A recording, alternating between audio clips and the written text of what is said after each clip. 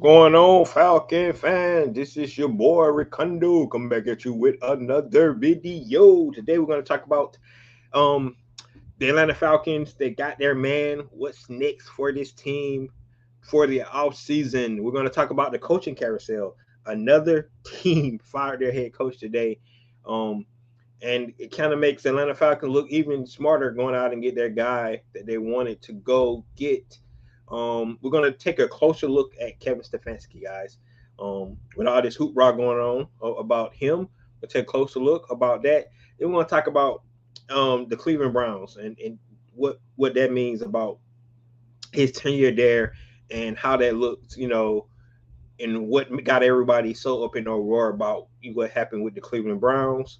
We're definitely going to get into the GM search because they have not announced their GM yet, you know. So we're going to talk about that. And then last but not least, we're going to talk about, Kevin Stefanski coaching staff and, got good news today that he's keeping Jeff and what that means for all the other positions that he's going to have on his coaching staff. So with that being said, if you have not already, go ahead and please subscribe to the channel. Please hit that notification bell so you know I drop another video. Please hit the like button so I know you guys like hear what I talk about. Then please share my video throughout the YouTube universe so more people can come hear me talk about. That's right, these Atlanta Falcons. It is national championship night, so we're not going to be in here long because I know everybody getting ready for the national championship game. I'm betting on the Indiana to take it home, go undefeated through the season. Um, they're the favorite, so the Miami's really considered an underdog here, but Indiana will expect to be there, and they don't have a really good season. And I think that Mendoza is going to bring it home for those guys tonight. So I think it's going to be an exciting game, and we'll see how it pans out. Let's get into our first topic tonight, and it is the coaching carousel around the NFL. So, like I said, now we're up to 10 teams that have fired their coaches and looking for new coaches, right? And as of today, only three teams have hired a coach, which is of course, our Atlanta Falcons, the New York Giants, and now the Miami Dolphins. Um, Hired the former defensive coordinator from the Green Bay Packers to come in. He was a up and coming coach. A lot of teams had him for interviews. I think Tennessee, he was high on list in Tennessee. So Miami want to go ahead and make something happen because the problem with that, if you don't get your guy now, um, you're going to start getting your second and third pick, man. And then you got to look at it like this: it's only so many staffs you can build around the league as well. So you're going to have first time, coordinators and first time O line. It's going to be so many positions that these coaching is going to have to, when they start to assemble their staff, especially these brand new coaches, right? These brand new coaches coming in, trying to get themselves in and get their feet on the ground. They're gonna have to establish, new coaches and everything. They're gonna have to bring in offensive coordinator, defensive coordinator. They got to, assemble their whole coaching staff. With all these openings, it's gonna be really, really hard to look at that, right? In my opinion, the toughest two jobs to take right now is the Buffalo Bills job and the Baltimore Ravens job. Everybody's like, how you say that? They got the best two quarterbacks. Exactly. That's in my opinion. That's why. I mean, if you fire a coach that pretty much been in the playoffs his whole career, and got MVP, the reigning MVP on his team, and you're gonna whoever take that job, the expectation is not to go back to the playoffs. The expectation is to go further than that. That's why you got rid of your old coach, right? Same thing for the Baltimore Ravens with Lamar Jackson. You had a guy there for 18 years, and then you decide to fire him. And you're going in different directions. The new guy is expected to go further than that. I mean, you look at it. Look what in 2002 when Tony Dungy had that team here, and then John Gruden come in and take it there, right? They win a championship. You look at Steve Kerr with the Golden State Warriors. Mark Jackson had his team here. Steve Kerr come and take them here, right? So that's the expectations when you fire a coach that's had your team playing decent. You want to get to another level. That's what you expect a new coach to come in and do. And some of these first time coaches, they don't know what to expect for these guys.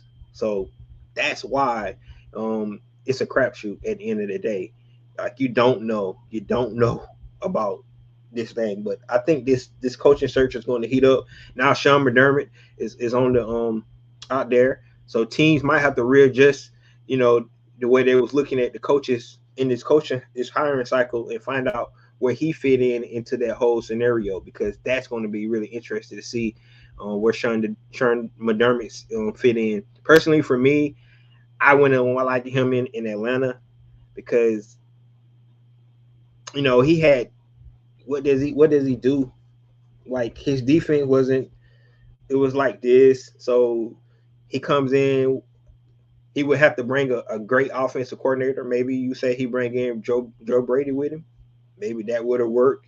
But honestly, for me, I just don't know if I like the idea of bringing him in. I know some people might beg to differ, especially looking at Kevin Stefanski and looking around the Twitter universe about Kevin Stefanski, and we'll talk about him in just a minute. But um, he's adding more to the table. So a lot of these teams that's looking at coaches and they don't have their first and second interviews with guys. Now you got to add him to the mix. Um, One footnote when you're talking about the coaches that's still playing right now, guys like a Clint Kubiak, um, guys from the other teams, they can't get talked to now until next Monday because they advance, right? So, guys wanted Clint Kubiak for the Atlanta Falcons. We still be waiting, and you still don't know if he's going to take the job, right? So you'll be missed out on all your coaches that you wanted because now another one opened up.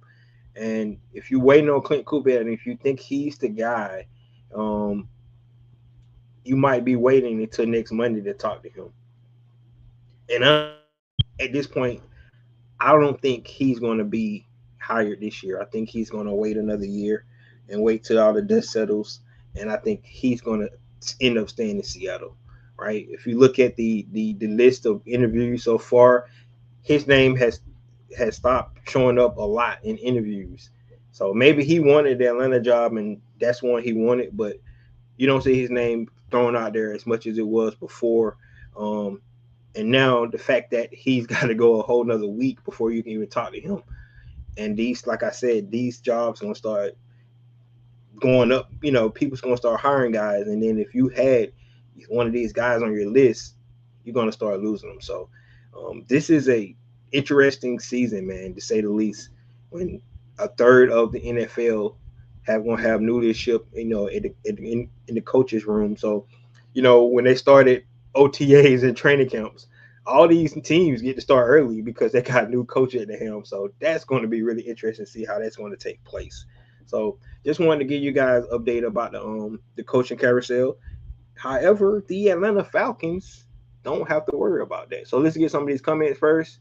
Um, what do you think of Josh Allen? Josh Allen is a beast. That's why they call him Superman. He's a beast, man. I really do think Josh Allen is a beast. Um, he had a bad game this weekend, though. He had a bad game this weekend. Those 5 turnovers really what hurt them, and the reason why their coach got fired because they couldn't get it in. If I'm a Falcons, went to the Super Bowl, do you want to go against them? Who are you talking about? I'm assuming you're talking about the Bills. We beat the Bills this year. John, I'm sorry, bro. I'm sorry. I'm not sad. I'm mad as hell. The Falcon don't want to win. Math question Arthur brain, Matt brain equal 0 brains. All right, so this is Least John. And I gotta say this right. Least John is talking football, right? The rest of some of the fan base out here is talking stupid stuff, right? It's not football related. It's about like race. and being racist and stuff like that. That's nonsense, man. Like we need to stop that. Like it has nothing to do with race at all, right? They did not make this decision, based off race. They made the decision based off football. Either you agree with it or you don't agree with it, and that's the conversation we can have about football. Because when you talk about football, X and O's that way, that's what you want to look at. So that's where, in my opinion, when you sit back and look at it, if you want to have a discussion about football, right, that's where I would like to have the conversation. If you're talking about other stupid crap, um, I just think it's nonsense, right? Um, Arthur Blank and Matt Ryan didn't disrespect Deion Sanders for hiring Kevin Stefanski because he did Shadur Sanders wrong. That is the that is ridiculous. Like I don't know where people get it, and I get it. I get it. You putting your personal feelings in it, but this is a football thing. If you talk football, then we can have a conversation. But that's where we're going to start it at today, and we're going to take a closer look at our new head coach, Kevin Stefanski. Right. So we're going to take a closer look at this guy. So Kevin Stefanski been in the league since 2000, right? Came in the league came, came in the league since 2006, right? So 20 years in this league, right? He was a defensive back in the University of Pennsylvania from 2000 to 2004. He was assistant director of football for the University of Pennsylvania. So he's pretty much been in football since the 2000s. Defensive back for 4 years. Then he became the assistant director to football operations for University of Pennsylvania. Then he only been with two NFL organizations, the Minnesota Vikings and the Cleveland Browns, right? Minnesota Vikings, he was assistant head coach from 2006 to 2008. He was assistant quarterback coach from 2009 to 2013. He was a tight end coach from 2014 to 2015. Then he was a running back coach in 2016. He was a quarterback coach 2017, 2018. He was the intern offensive coordinator in 2018. Then he was offensive coordinator in 2019. So he paid his dues. He's all the way up in Minnesota. He went through three different head coaches. So a little bit about what the coaches thought about him in the organization to keep him on going from one staff to another. So sort of like what Arthur Smith did. If you look at Arthur Smith, what he was able to do at Tennessee, he was there a long time. So it looks like that the kind of same trajectory for a guy like Kevin Stefanski to move his way up through the ranks and end up coming being offensive coordinator and had such a good year, as offensive coordinator, he got hired by the Cleveland Browns. Now, Cleveland Browns, of course, he was the head coach from 2020 to 2025. He went into the COVID year with the Cleveland Browns. Of course, everybody want to talk his accolades with the two coach of the years. He had one his first year. He had another one in 2023. So that's pretty much his coaching term and in years and things like that. Some other things we want to talk about when we're looking at Coach Stefanski. So the first three seasons that he was there wasn't that bad. It wasn't that bad at all when you're looking at it. In 2020, he had that rushing attack going on where he won his first coach of the year. They was third in NFL in rushing, right? That's the year they got to the playoffs. Baker Mayfield, they beat the Pittsburgh Steelers. So that's the first year. The next year, they were fourth in rushing, 145.4 yards a game, right? So we already know what his chop said about the running game. In 2022, they was actually sixth in rushing that year. 2022 was also the year where things started to get crazy, right? And I know we remember this because we almost made the decision to actually get Deshaun Watson. Matter of fact, the Cleveland Browns probably saved the Atlanta Falcons for getting Deshaun Watson. I'm just being honest about it. Because if they didn't go out and pay $250 and $30 million guaranteed dollars to um Deshaun Watson, he would have been an Atlanta Falcon. All right. The thing about that trade, right, and context matters, right? So listen, I'm not making excuses for coach's career or anything like this. But when you look at it from an organization sabotage and how things can go down, right? The Cleveland Browns traded 3 first round picks, a 2022 fourth, and a 2023 fourth round pick. Right? They paid it. They gave up 5 picks, a total of 5 picks. 3 of them were first round picks, and 2 of them was second round pick, and one was a fourth round pick. So they gave up a lot of draft capital for Deshaun, expecting Deshaun Watson to be the same Deshaun Watson he was with the Houston Texans. That's where that's what happened. That's a fact. That's what happened. However, we know he got suspended for the first 11 games, and then he haven't really looked the same since that time.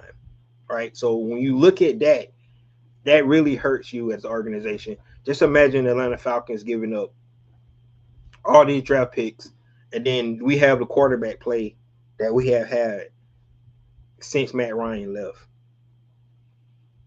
It's just put in perspective. If we gave up that much draft capital, and then we had the same quarterback play that we had since Matt Ryan left, we couldn't have added no talent to this team because we gave up all our draft capital.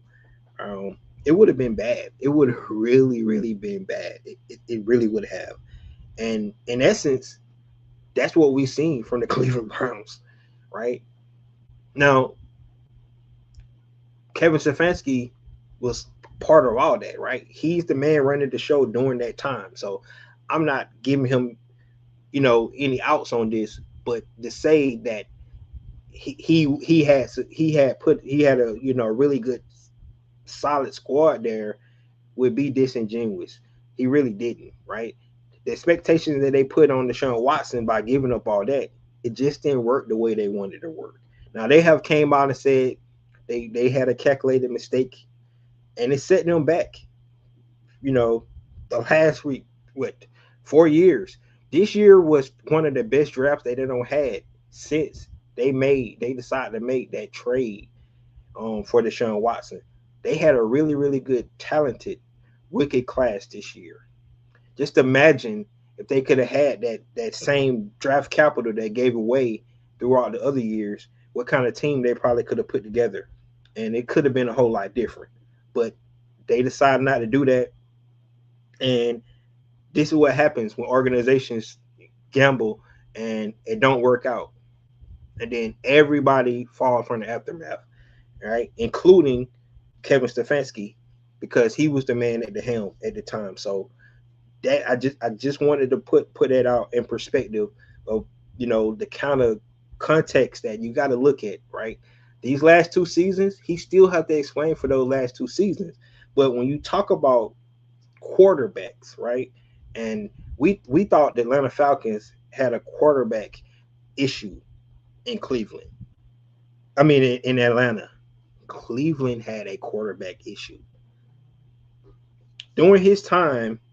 He had Baker Mayfield, Deshaun Watson, Jacoby Brissett, Joe Flacco, Dorian Thompson-Robinson, P.J. Walker, Case Keenan, Kenny Pickett, Dylan Gabriel, Shadur Sanders. He had all those guys. Those the quarterbacks that he had. And if you go look at the play of those quarterbacks, only Baker Mayfield and Joe Flacco, right? Those are two seasons he went to the playoffs. Baker Mayfield, Joe Flacco, Jacoby Brissett. He was because he played all those games because Deshaun Watson was suspended, right? He played decent, but because remember in that year they still was pretty good in rushing attack. But from a quarterback standpoint, it is what it is. But That's a lot to deal with from a quarterback standpoint, right? Now the question is, he couldn't develop any of his quarterback. A lot of these guys are veteran quarterbacks, and a lot of these guys are career backups that he had that he was definitely playing with. So I'm not here giving him excuses. I'm just telling facts. And like I said, that's why you have to look at the context and find out what really happened, right? Because when we're talking about football and when you're talking about why Matt Ryan and the organization decided to go with Kevin Stefanski, you because that's the question, like how in the hell they would go with him and he got 8 wins in 2 seasons. Well, they putting all this in context, right? That's why you hire those consulting agencies and they do their homework and they're not just looking at the record, right? Because if you're just looking at the record, it's no way you would say I'm going to hire this guy. But when you look at all the context behind it, this is why they decide to make these decisions, right? And we're not gonna, for personally for me, I trusted Matt Ryan before he made the hire. I'm gonna trust him right now until they show me something otherwise. That's just my personal opinion on it. That's what I'm going with it. So just trying to get some more things here. All right. So when we talking about him, first of all, you're gonna talk about his philosophy, right? And it goes all the way back. You gotta look at his coaches. He had Brad Childress. He had Leslie Frazier, and he had the other coach. So he had one offensive minded coach, Brad Childress, who goes all the way back to Andy Reid, goes back to Mike Holmgren, goes back to Bill Walsh, right? So that's where he gets his offensive scheme from, is that West Coast offense that so much is going around NFL today. So those are things you're looking at. So basically, you're gonna look at his offense philosophy. It's going to be tied around the roster, though. When you're looking at it, right? So you can only make your philosophy based on your roster. That's what you need to do. That's what every coach should do in the first place. But if you look at some of Cleveland's game plans on how they put down, it kind of reminded me of the game we saw last night in the divisional round against the Los Angeles Rams and the Chicago Bears, right? They was playing this whole 13-12 personnel trying to get the the defense in a disadvantage, basically. So when you put 12 and 13 players, when you put 12 and 13 out there as a formation, you're trying to get the defense in the base, right? Because you look like a heavy run offense when you do that, right? You got 3 tight ends on the field, right? You got your running back in the back, you got a receiver out there. You look like you're going to run the ball, right? The Rams did it, the Bears did it, right? It was they was playing tit for tat. And if you go back and look at Kevin Stefanski and how he plays with the Cleveland Brown, is similar, right?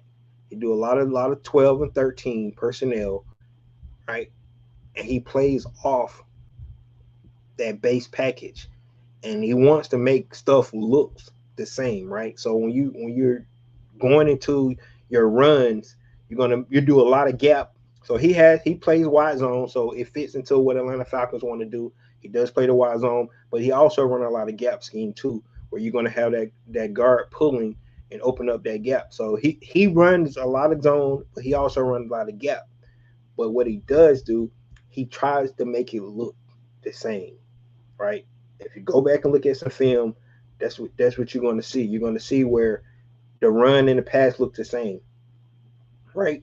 Now he does 11 personnel as well, so don't think he's just going to be Arthur Smith and run a lot of tight ends, but he does like tight ends. So I don't know if that bodes well for Kyle Pitts, right? Coming back or not, but he does like tight ends. You look what he did with Harold Fanning this past season, the rookie sensation that he had all over the field. You can see that as sort of like what the role that Kyle Pitts could play. Of course, with Njoku, the way he utilized him. So you're looking at those concepts, playing that heavy 12, 13 personnel, utilizing the run game. Bijan Robinson, and we already seen his tweet out there, right? He's happy about it because he knows he's gonna be featured in this offense. He was featured in the last offense, so that's go without saying. But what I'm saying is, um, the way you utilize Nick Chubb, right? We don't want him to run Bijan in the ground, but Bijan is going to play a big role in this offense. But if you look at the way he utilizes his tight ends, Drake London should play a huge role as well. One thing about Drake London, he's probably best one of the best receivers coming out of the slot, right? So how is Kevin Stefanski going to utilize that skill set? Because when you put Drake in the slot, sort of like the Rams put Puka Nacua in the slot, right? That's the way you want to use Drake London. So, but he could go back out to X as well. Maybe they want to put another speedy guy in the slot, but we'll just have to see. Interesting to see, who else they add to this receiver room when they do that.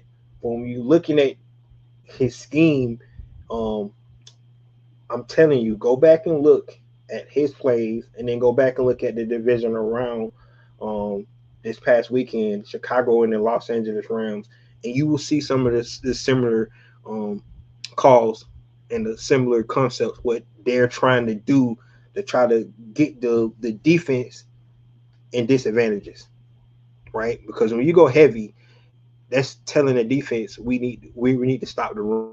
You want to get in a base package. When you get in your base package, there's less, coverage guys out there, and now you can get out in the coverage, and you can be able to take advantage of some of that stuff, right? Like I said, we've seen it from Ben Johnson, we've seen it from Sean McVay. They utilize it well, and we've seen it from Kevin Stefanski and his schemes when he was doing it. Um, and some of the schemes you do have to go back and look at when we had a guy like Amari Cooper there. Go back and look at some of those games where he called with Amari Cooper was the X receiver, because it kind of gives you more, more of what he's trying to do. But you can go back and look to this past season as well, and you'll see some of those same concepts. Like I said, Harafani was one of his best targets, right? And you saw him have success with every quarterback that they put on the field this year, right? So, to Joe Flacco, to Dylan Gabriel, to Shadur Sanders, all three of those guys, we could see the success that a guy like Harry Fanning had. So that's really good to see all those kind of the concepts. But when you look at Kevin Stefanski's offense, you're going to see a lot of those different schemes and things like that. So um, it's going to be interesting to see. Um, I'm pretty sure that he already laying out, looking at this roster and seeing how he can fit some of these players into what he likes to do, right? And some of the stuff that they like to do, right? Because like I said, putting Drake in the slot is huge. Like that's a mismatch. Every time you put Drake in the slot, he always going to win. Most of the time you put him you utilize him in the slot. If we decide to keep Kyle Pitts, how you utilize him, like I said, the way he utilized Fanning this year, I can definitely see the same way he can utilize Kyle Pitts in that same manner. He had him up as an H back a lot of times behind the center, right? Just a lot of different ways you can see this going in this direction. So you have to look at the pros on this, right? Because it's already done. So there's no need. There's no need to keep looking at the negative stuff, right? Because the negative stuff is he won 8 games, right, in the last 2 seasons, and then you're like, okay, so what we got to look forward to when they sign him to a 5-year contract. So I'm looking at the things that could make this team better. I can tell you this much: the Atlanta Falcons roster is 10 times better than the Cleveland roster, especially on the offensive side of the ball. Defensive side of the ball, maybe not so much, right? Because you know who they hit on the defensive side of the ball. But on the offensive side of the ball, the Atlanta Falcons offense is it's like night and day. So if he can't get this offense going with some of the stuff that we was able to see him do, in Cleveland, and then you can even go back to Minnesota when he had Kirk Cousins there as well, where you probably get even a better idea of his play calling chops, and his scheme and stuff when you saw what he did in Minnesota, because of course that was one of Kirk Cousins' best seasons, which got him paid. If you if you know, if you don't know, now you know, right? That was one of Kirk Cousins' best seasons. So, um, but there you have it, guys. It's just a closer look at Kevin Stefanski. They announced his press conference on the 27th this month, so we'll get to hear from him himself. We'll get to hear from Arthur Blank and the president of football, Matt Ryan. All three of those guys will be in attendance to that, and then hopefully we get some more insight on why they decided to go with Kevin Stefanski, and make the hire they want to make. Like I said, I know a lot of fans got questions and things like that. A lot of fans upset they didn't get that guy, but it is what it is now, guys. He's here, right? Let's hope that and Matty Ice we trust before we make the hire, right? Let's hope he made the right hire. That's just really what it boils down to. And if you don't think it'll show, I guess it'll show real quick here, right? Still got question marks what they're gonna do at the quarterback position. A lot of people keep throwing Kirk Cousins out there. I just don't see Kirk Cousins coming back, man. I just don't, because of the money, not because they don't want him here. I just think by him restructuring his contract, it kind of forced the Atlanta Falcons to make a decision on him for a long term. And I don't know if they want to go down that road with him, because they would have to do something else with his contract, because they owe him too much money in 2027 if they decide to keep him past March 13th. And I just don't think that's going to be the case. So it's going to be interesting to see what they do with him. But we know that Stefanski has had success with Kirk Cousins. So that's it's going to be really interesting to see the decision they decide to make, that, especially the fact that Michael Penix might not be ready for the season. So really going to be interesting. We will hopefully we get a lot of insight in that before the on the 27th when they do their press conference. Let me get some of these comments here. My man John, he feeling Dan Quinn went 0-5 before he was released. What would it take before Kevin were released? He might be one and done. We have the talent on the team. As a diehard fan, I just want to win the season. Right? Exactly, man. We're gonna find out. We're gonna find out. Like, we're gonna find out if it was a good hire or not, guys. That's all I can say. I can tell you this much. I can say this. The only people that I'm hearing complaining about this hire is the fans. No football people, right? No football people, except Skip Bayless, and he's not a football person. But I have not heard one football analyst or talking head football player. I haven't heard not one of them say that this was not a good hire, right? And that's just keeping it real with you guys, right? You look at the grades. ESPN gave him a B plus. Yahoo gave him an A on this. So only people that's really upset about this hire is the fan base, right? And because I guess assume you just didn't get the guy you wanted, right? And then if it's the whole Deion Sanders Shadur thing, like that has nothing to do with football. So from a football perspective, nobody thinks it's a bad hire except the fans, right? So and I'm looking at it from a football standpoint.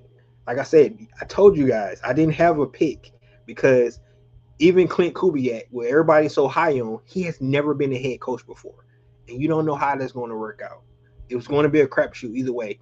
Yes, he looks really, really good being offensive coordinator in Seattle, but you don't know how he's going to be as a head coach. You just hoping, right? If he would have got they would have got him, I would have been ecstatic. And I think most of the other fan base would have been ecstatic too. But in reality, you just don't know, right? And a lot of people think they made a safe bet. They went with a guy that had already been a head coach before, that knows how to put a staff together, that has had success as a head coach, right? So that's what they went with, instead of maybe going with somebody that they think might have success and they really don't know. So, but I really can say that I have not seen not one football person right, that talks football for a living, say this was a bad hire. And they know he went 8-8, won 8 games in the last 2 seasons. And nobody says that this is a bad hire, except the fans. For some reason, all the fans think we know better. And because we think with our heart, guys. And like I said, look at it from a football perspective. Don't get out your feelings and out your heart and look at it from the football perspective. And because they didn't just do this, just do it. They went through a long process. They interviewed 10 guys. They hired consultants. They went through a process. So they just didn't do this like on a whim, man. They did not do this on a whim.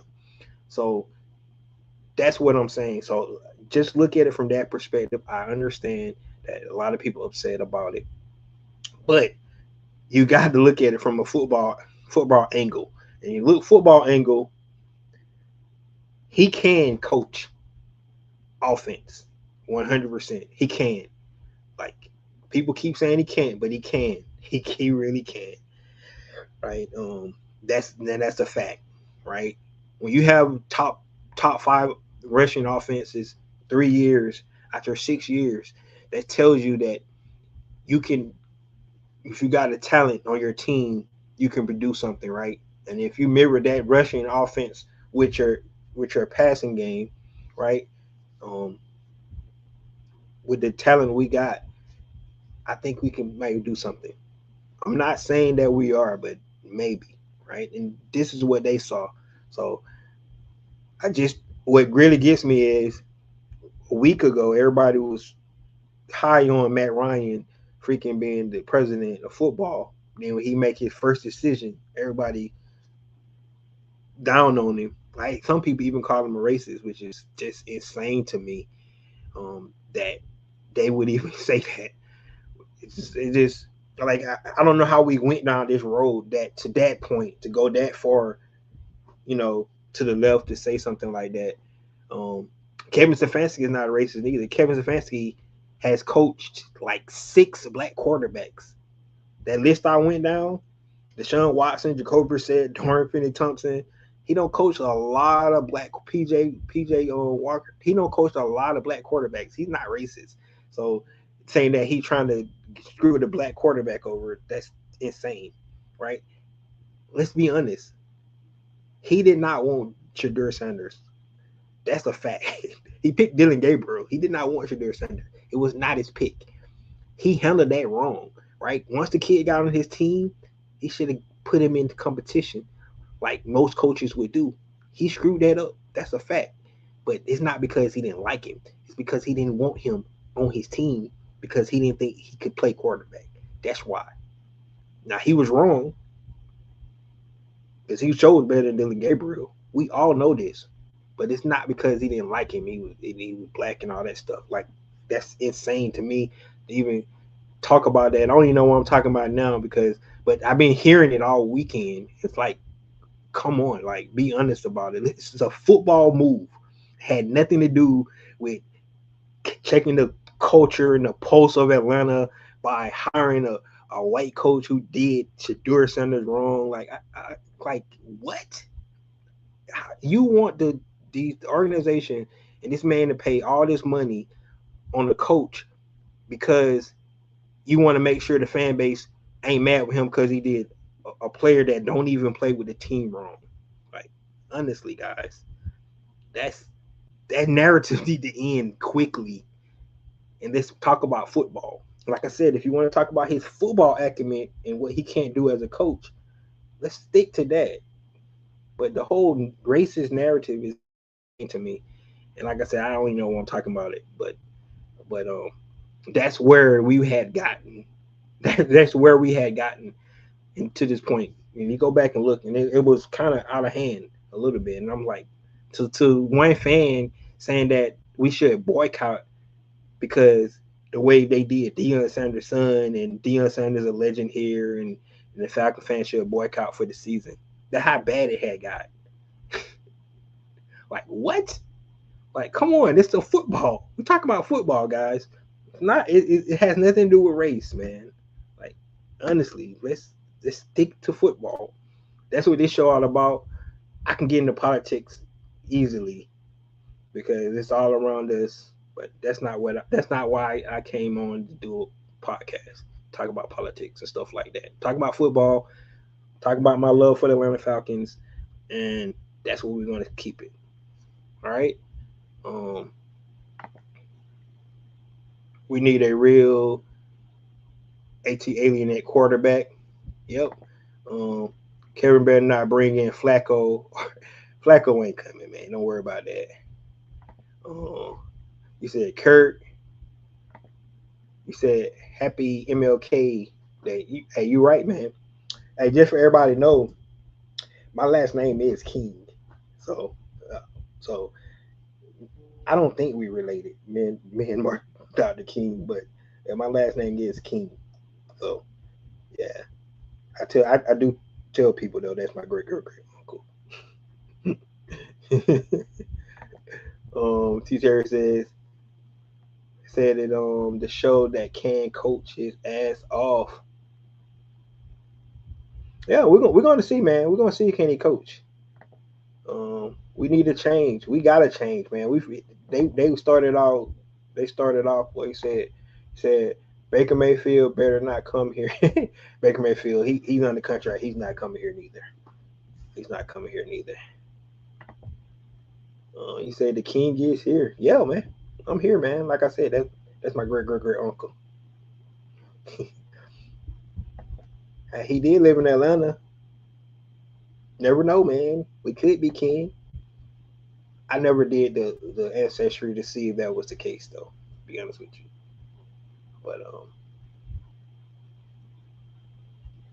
but there he is, guys. It's a closer look at Kevin Stefanski, and we go to the next topic. Next topic is I already talked about the whole the Cleveland Brown organization and how we'll hit it up real quick. But when you talk about the Cleveland Browns, right? That organization haven't won anything and since Jim Brown. Let's just be real. They haven't won anything since Jim Brown, man. I mean, they don't had two legendary coaches go there and have losing records. Nick Saban and Bill Belichick has been to the Cleveland Browns and tarnished their records being at the Cleveland Brown organization. Matter of fact, they hadn't been to the playoffs since 2002 to Kevin Stefanski took them in 2020. That's how bad the Cleveland Browns organization have been. It's not a good organization, right? And for Kevin Stefanski to go from the Cleveland Brown organization to the Atlanta Falcons organization, man, it's gonna be like night and day to him. It just is, right? And if he can't get it right here, you're right. He's not a good coach. Going from that to where he's going now, which is going to have some stability, right? Because they clean house. This is a fresh start for the organization. It's a fresh start for him, right? So he can build it they can build this thing together, right? But when you look at the Cleveland Brown organization, it's been a mess, man. And I'm telling you, that Deshaun Watson trade did not help them at all. They're just about to get out of it, right? Like I said, if you look at this last draft they just did, they drafted really well. They got a lot of young talent that they just drafted. And then they got 2 draft picks this year. So the Cleveland Browns could be on a trajectory on the way up. But that Deshaun Watson trade really hurt them. It really did. And hopefully they can get themselves turned around. And hopefully they do it with Shedeur, our man, right? If they do that, that'll be great. But he got to get good players around him. You got to have somebody that's going to believe in him, right? And that's what you all want there from a player, somebody that's going to believe in you. Kevin Stefanski wasn't that guy. He didn't believe in him. We know this because he had Dylan Gabriel first, right? And the organization picked Shedeur. And that was a whole mess, right? That whole quarterback situation was a mess because when you got the general manager, the head coach, and the owner not all on the same page, and they draft 2 young quarterbacks, it created mess, man. That's what they did. And honestly, one of those guys gonna have to go anyway, either general manager or the head coach. And they decided to get rid of the head coach, but that was a mess. So just looking at the Cleveland Brown organization compared to the Atlanta Falcons organization, it's going to be different, especially with a whole new fresh start. So they starting off fresh. So this is a brand new day for the organization. That's what we need to look at it. You can't erase the past about you know records and things like that. And I don't want to do comparison, but Bill Belichick record was worse than Kevin Stefanski before he left and went to New England. Right, you go to a better situation, and that's what happened. So we need to look at it like it's a fresh start, not only for Kevin Stefanski, but for the organization. Man, they clean house. We got a new president in. First time they ever had this position, right? They're gonna have a new GM and they're gonna have a new coach, and we're gonna start from there and see how this thing go. But organizations, he going from one badly ran organization to where it's like dysfunctional, to say the least, to organization that's trying to clean house and start over fresh and new. And basically that's what they did. So let's see here. The Falcon will be Super Bowl champion. That's what I'm talking about. I like your positivity, man. See, that's what we need from our fan base, man. Let's stop the negativity, man. Because guess what? He's here, man. He whoever you wanted, we didn't get that guy. I'm sorry, John, man. I was ready to I was ready to do some good stuff for you, man. I'm sorry, brother. Um, Rakundo, do you look at AD King? No, I don't. I don't look like. It don't look like neither one of those guys. Um, I don't know. It only been 13 NFL coaches in history to win two Coaches of the Year awards, and Kevin Stefanski, one of the 13 coaches. coaches. Hey, look, man, don't bring up the two Coaches of the Year award because people get so upset about that. Even though he did win those two Coaches of the Year at that organization, Cleveland, right? And this before, think about it. He won those. He won one after after they did that trade with Deshaun. He won one after that. It wasn't with Deshaun though. It was with Joe Flacco.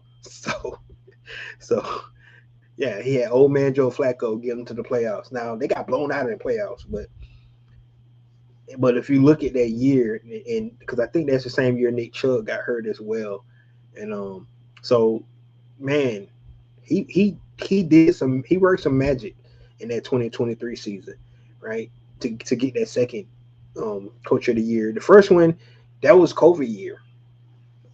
So I mean, you just got to you have to give credit where credit due, but you cannot let him off the hook on the last two seasons as well. So it's right in the middle. What I'm saying. That's also though about that stat, man. Thanks for bringing it up, T. Terry. Let's go to the next topic. Next topic is the GM search. So we still haven't heard who's the Atlanta Falcons' new GM going to be. We assumed the top two targets was Josh Williams and Ian Cunningham. Well, both of those guys have since been eliminated from the playoffs. So with that being said, with that being said, you know, are those guys still candidates? Now, it was reported that Kevin Stefanski is going to have an opportunity to have some input in who's the next general manager going to be, since he's already on board, right? So it'll be interesting to see if a new name arises to become to be another target. But right now, to what our assumption was, it was going to be one of those guys, either Ian Cunningham or Josh Williams, and we'll see if they make the decision on that sometime this week, right? If not, it could be somebody else that we're not hearing about, and that'd be interesting to see. How much different that relationship will be with the coaching. And the coaches are already here, and usually sometimes that don't work out well when the GM didn't have a say in who the coach was, vice versa. So it's gonna be interesting to see how this work out. But right now, Those are two that we think we're going to hear names. We want to hear one of those guys, but maybe it be somebody new. We just don't know. So, um, so stand by for that. And the GM search. There you have it. Um, T. Terry says, yeah, two coaches in 6 years. Yeah, that's why I really believe, like I said, you haven't heard not one football person, right?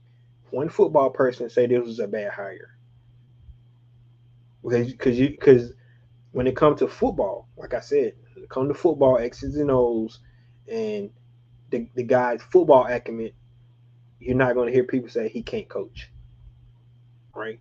And then they're going to look at the situation that he was in Cleveland and be like, who the hell could have won with that, right? That's what they're going to look at. So, I mean, you can say a lot about a lot of guys like Robert Saleh when he was with the Jets, right?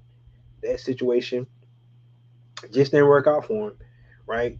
Um, Never really had a quarterback. When he got Aaron Rodgers, Achilles, then next year, they couldn't win like they wanted to. So, you know, things about situations, and it goes for coaches and players sometimes, right? Because you put a coach in a situation. Now, like I talked about earlier, you put a coach in Buffalo, you put a coach in Baltimore, they don't want to hear about situations because they're going to say, you in the perfect situation. You got your guy, right? Now it's up to you to get to the next level. That's the situation those two teams are putting their new coaches into, right? Because they don't have no excuses. They got their MVPs as their quarterback position.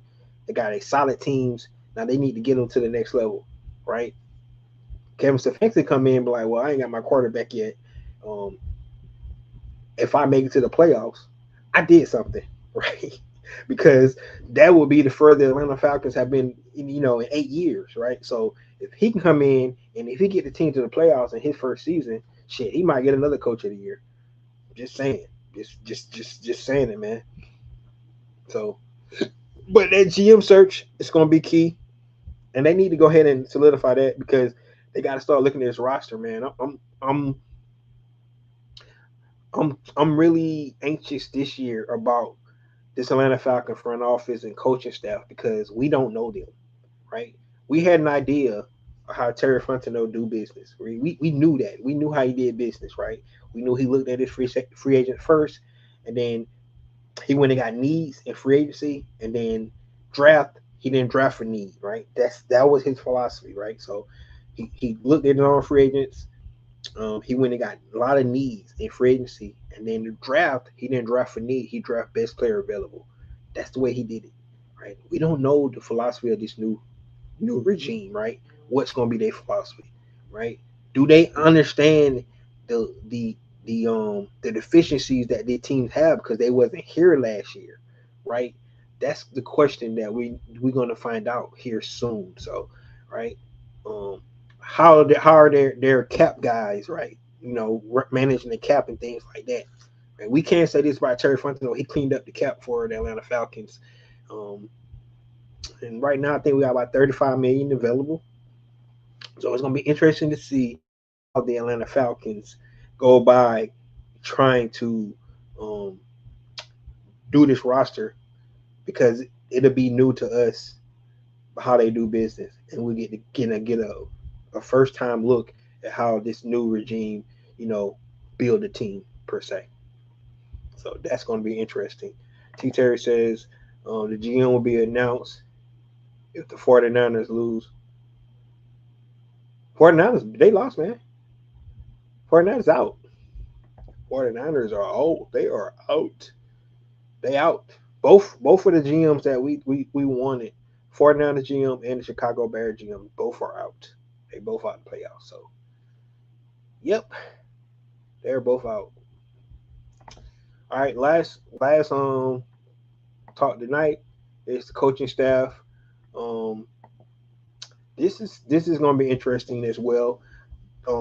How will Kevin, do his coaching staff, right? So we already know that they decided to retain Jeff Ulbrich, right? They gave him a three year extension. So Jeff Ulbrich is here.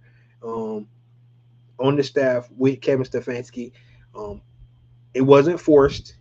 It was something decision he made. They gave him the leeway to keep Kevin Stefanski. I mean, keep Jeff Ulbrich. Jeff Ulbrich, if he wanted to, he met with him and he liked what he had going on.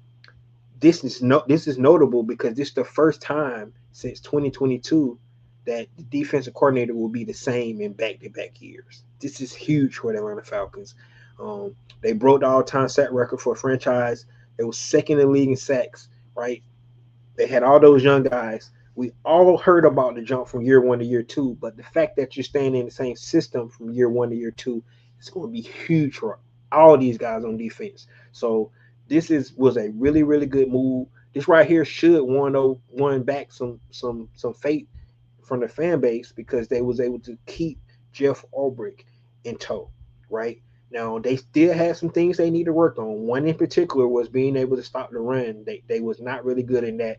Um, I think they was like 15th in overall yardage. So it wasn't a perfect defense, but it's something to grow on, and it's something that these guys can finally, in in their young career, be able to not have to learn a whole new defense, in back-to-back seasons. That's going to be huge for those guys. Dean Pease was the last one that we had here that was able to back-to-back. This year, we don't have to worry about that. Jeff Ulbrich is coming back. Matter of fact, he signed a 3-year deal. The question is if he's going to be able to keep his staff. Now, it was out noted that he was going to keep most of his staff. Um, Rutenberg. The question everybody want to know is about Nate Ali, right? But he's been getting interest for other teams, right? So the question is, can Atlanta Falcons retain Nate Ali? That's what we want to know. The work he did with that defensive line, guys like Brendan Dorless, Ruke Aurora, Zach Harrison, those guys, the Kel London. We had a lot of guys that really made a lot of plays for the Atlanta Falcons. We had 12 different guys that have a sack, or 13 guys that have a sack. That's a franchise record as well. So much good things came from a defense side of the ball. So him retaining the defensive side of the ball is huge, right? It's something that we don't have to grow. Now they got to fix the holes in that defense because we want it even better than it was this year. But that is a start, 100% a start. You like that, and like I said, if he retained most of his staff, in particular his defensive pass game coordinator, and being able to keep Nate Ali would be really really huge, man. I can't wait to see how that pans out in that sense. So kudos to that being able to retain Jeff Ulbrich. Now we know that's why they didn't let Dallas interview Jeff Ulbrich, right? Because they had plans to hopefully the coach would retain him, and he did. Say, Michael Penny Jr. said 2 words, let's work. He sure did. He sure did. At least I saw that. That makes me feel good. Said Nate Ali might get considered for a DC job. Man, if he get considered for a DC job, he should take that. But if not, they're gonna take him in for the same position as the team. I think they should try to retain him here with the Atlanta Falcons. So that if he get a DC job though, man, you need to take that. And he might, because guess what? It's so many openings that these coaches got to build their staff, man. They're gonna be plucking from everywhere. And you get a promotion, you can leave. You can get out the contract easily.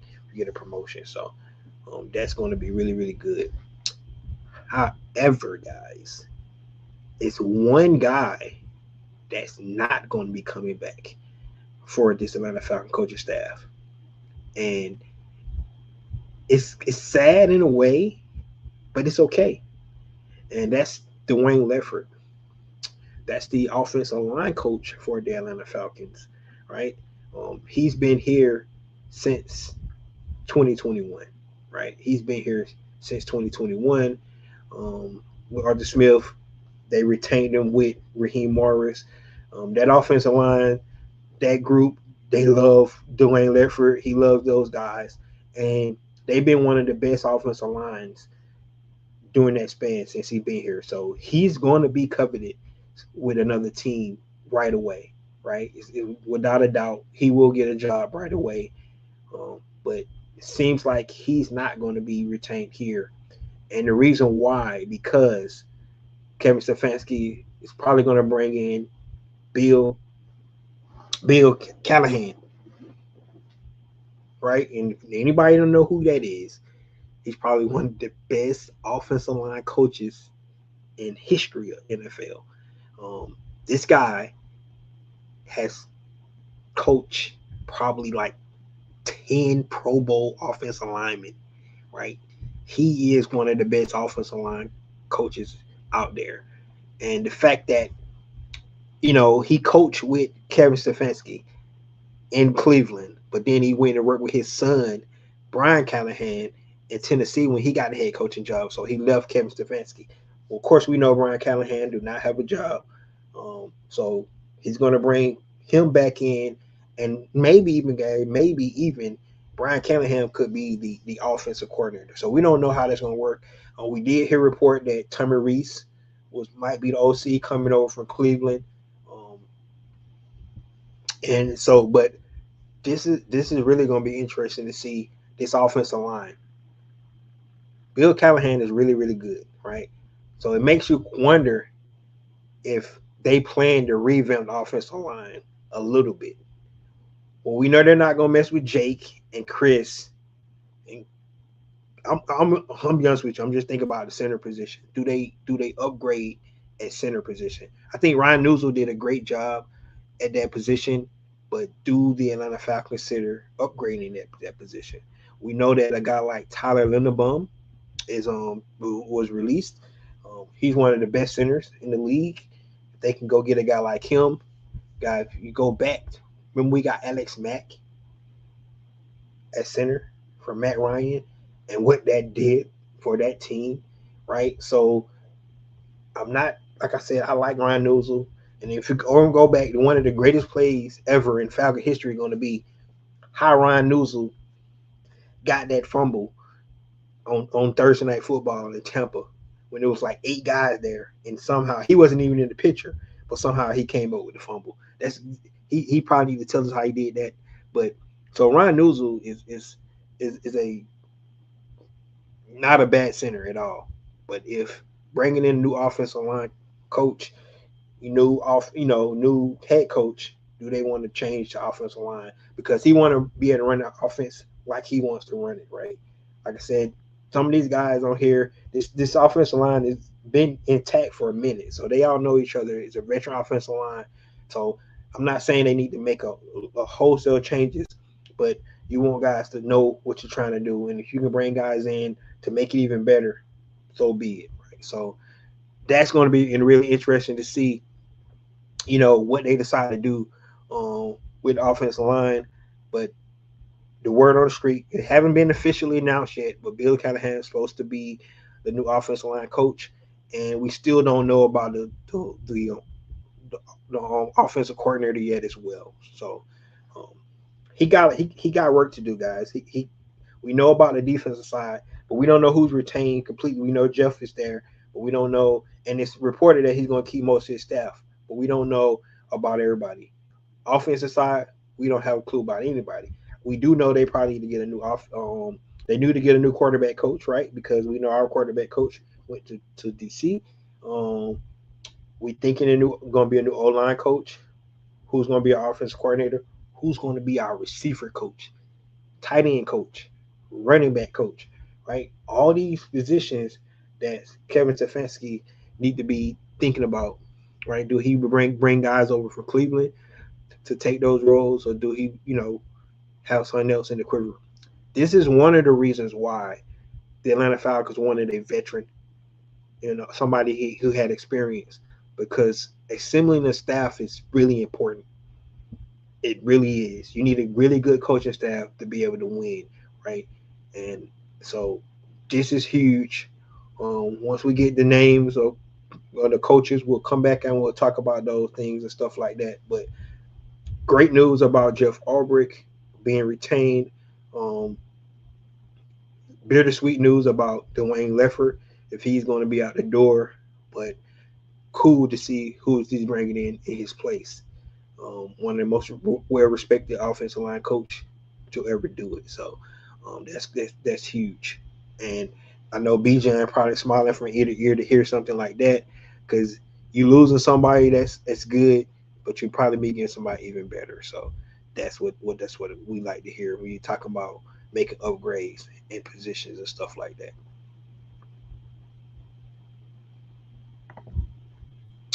You said O line coach we're getting the best in NFL. That's right, man. 100% invented the machine of the O line to damn. Oh, I didn't know that. See, I'm Bobby learning some stuff, man. He invented this machine. Bill Callahan is a beast, man. Getting him that you gotta love it. You gotta love it. Um, I think Matt Ryan and Kevin Stefanski are a great combination together since they were in high school rivals in Philadelphia area. Yeah, man. That like I said, man, and I'm gonna leave on this because it's over an hour now. But I'm gonna leave on this for all you guys out there that questioning this hire, which you have the right to do that. So I'm not trying to say you don't have the right to question anything that this organization does because you know the history speaks for itself, right? They ain't did shit. Um, however, um, it's not like they did this on a whim. I say again, they interviewed 10 coaches. They had two search firms in helping with this, right? They did their due diligence. They went through all the candidates, and this is what they decided to come up with. And it's a process. So when you consider that they went through this process, they didn't do it overnight. It took about a 2 week time span. Well, these consultants been there probably like months before the season was over, right? So they did their due diligence in this, right? And they didn't do it on a whim. We don't know if John Harbaugh was the first guy. We don't know that. We really don't know if John Harbaugh was the number one pick, right? Because you never know that. But we do know that once John Harbaugh got offered the job for the New York Giants, Kevin Stefanski was their number one guy, and they went out and got their number one guy. And for whatever process they followed, that's what they landed on, right? We all wanted an offensive guy. We got an offensive guy. Resume, whatever it may be, right? Let's hope it's a fresh start. Um, but it's a fresh start with the whole regime, not just the coach. It's a new GM as well, and they got a whole new position in football, um, president of football. So let's hope that they make the right decision. Only time will tell, right? But they're kicking off right so far, right? They retain Jeff Ulbrich. They bring in one of the best offensive line coaches to ever coach in the NFL, right? That's a good start, right? Right. Let's see what they do from here, and then we can start making judgments. But until then, guys, let's trust the process. You might not like what it looks like right now, but I know for a fact that everybody was excited to have Matt Ryan back in the building. And then a week later, you all guys don't turn on the man that quick. It's just crazy to me, and I don't understand that. So let's trust the process, see what happens. We all have the right to kill these guys if it doesn't work out. But at the same time, we got to go with trust the process. That's pretty much what we can do. Right? That's all I have, guys. Thank you guys for today. Um, be back when we get some more news. Enjoy the national championship game. Go Indiana. I really don't care, but that's what I'm rolling with. Um, and let's see what happens. This is your boy Ricondo. Get you with another video. Peace.